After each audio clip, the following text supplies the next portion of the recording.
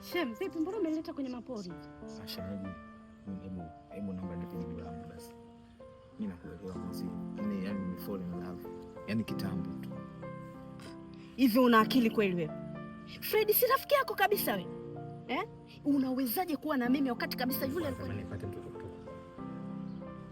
Yaani ndio furaha yangu kubwa. Na mimi mtoto nitamtunza. Nitamlea vizuri kabisa na nitakuwa baba bora kwake.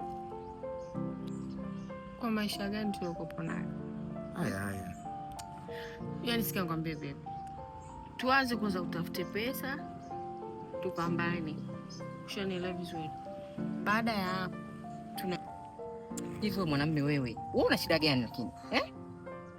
Yaani maisha yote ambayo tumeishi mpaka leo, watoto wote tuliozaa humo ndani, lakini bado tunahangaika na wanawake, unatafuta nini?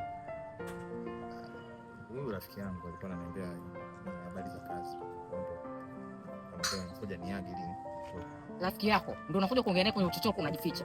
Ni rafiki yako gani huyo mtu ambaye simfahamu?